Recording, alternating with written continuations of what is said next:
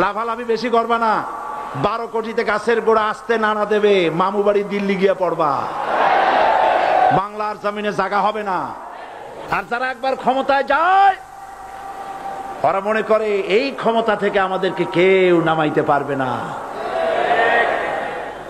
স্বৈরাচারীরা তার পতনের সমস্ত ছিদ্র বন্ধ করে, কিন্তু একটা ছিদ্র বন্ধ করতে পারে না, মনের ভুলে সে ছিদ্রটা থেকেই যায়, যেই ছিদ্র দিয়ে আসলে তার পতনটা হবে। ক্ষমতায় যারা থাকে ক্ষমতার মোহে চতুর্দিকে অন্ধকার দেখে, মনে করে আমার পতন আর হবে না। যারা মানুষের উপরে জুলুম করছো, আলেমদেরকে ধরতেছো, মুসল্লিদেরকে ধরে ধরে জেলে ঢুকাচ্ছ, সময় আসবে এমন ইন্দুরের গর্ত অপমানা পালাবার জন্য। আমি দেখতে পাচ্ছি বাংলাদেশের ভাগ্য আকাশে উত্তর গগনে কালো মেঘ জমা হয়েছে, ঝড়ের পূর্বাভাস লক্ষ্য করছি।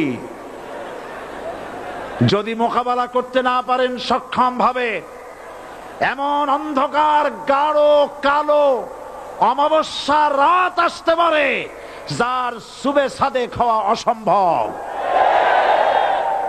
সুতরাং আপনারা কি কাপুরুষের মতো কাফের মুশরিকদের গোলামি করে মরতে চান? বিড়ালের মতো 500 বছর বেঁচে থাকার কোনো লাভ নাই। সিংহের মতো 1 ঘন্টা বাঁচতে চাই।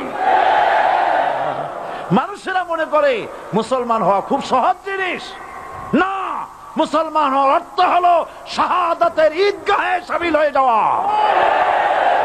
যারা ইসলামী শাসন চান, আল্লাহর দ্বীনকে বিজয়ী দেখতে চান, তাদেরকে অসংখ্য মানুষকে পোড়াইটের মতো জেলখানায় পুড়ে পুড়ে মরতে হবে, অসংখ্য মানুষকে ফাঁসির কাস্টে ঝুলতে হবে, গায়ের রক্ত দিতে হবে, শহীদ হতে হবে, তারপরে ইসলামের ইমারতটা কায়েম হয়ে যাবে।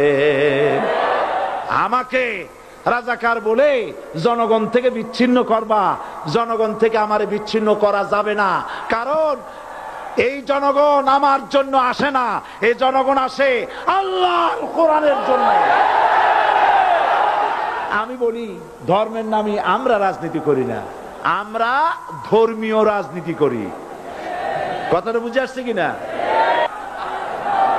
ধর্মের নামে রাজনীতি নয়, আমরা ধর্মীয় রাজনীতি করি, আমরা এই কোরআনের রাজনীতি করি। এই কোরআন নিয়ে বাঁচতে চাই, এই কোরআন নিয়ে মরতে চাই, এই কোরআন থেকে আমাদেরকে বিচ্ছিন্ন করতে চায় কাফের বেঈমান মুশরিকেরা। ও আমার জাতি, কোরআন থেকে যারা বিচ্ছিন্ন করতে চায়, তোমরা কি তাদের বিরুদ্ধে জিহাদের জন্য প্রস্তুত থাকবে?